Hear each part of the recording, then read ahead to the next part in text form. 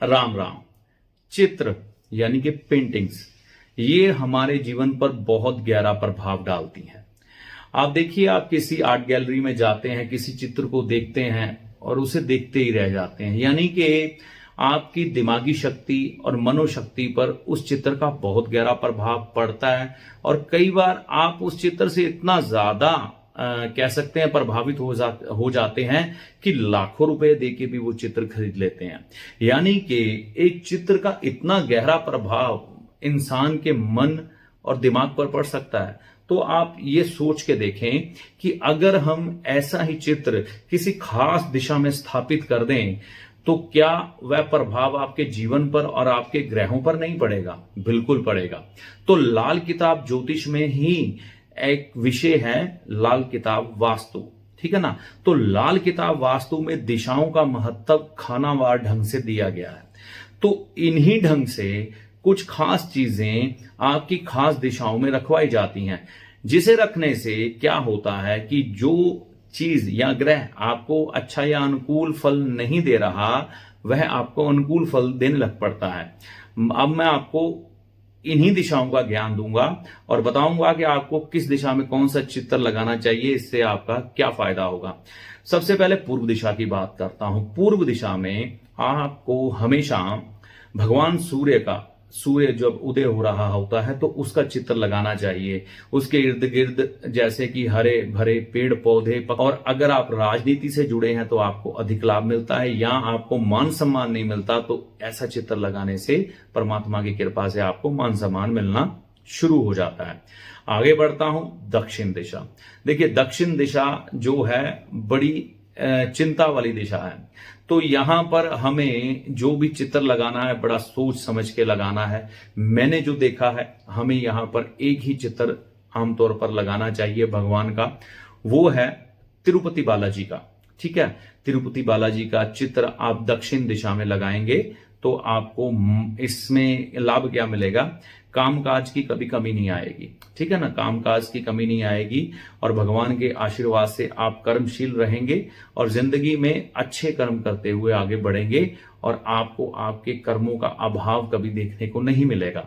पश्चिम दिशा में आ जाते हैं तो ये दिशा धन धान्य से जुड़ी है और इस दिशा को हम प्रेम के भाव से भी देखते हैं।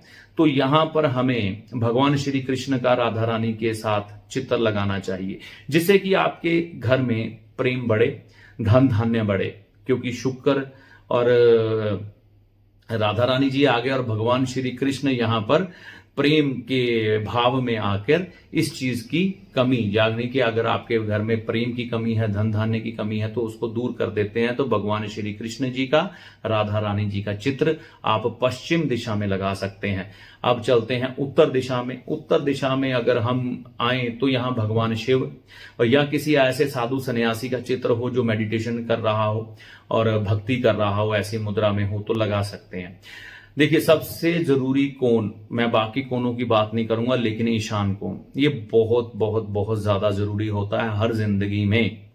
तो यहां पर आपने अगर कोई चित्र लगाना है आपके घर या ऑफिस में, तो बहते हुए पहाड़ है ना, पहाड़ से पानी बहता हुआ नीचे आ रहा है झरने की तरफ से, ऐसा चित्र लगाएंगे, ठीक है ना। अब देखिए, पश्चिम दिशा भी हो गई, उत्तर दिशा से हमें मन की शांति, घर की सुख शांति मिलेगी। और जो ईशान कोण है ना, ईशान कोण से हमें जो मदद मिलेगी वो ईश्वरीय मदद मानी जाती है, क्योंकि ईशान कोण है ना जो ये ब्रह्म मुहूर्त से जुड़ा हुआ है, ठीक है ना।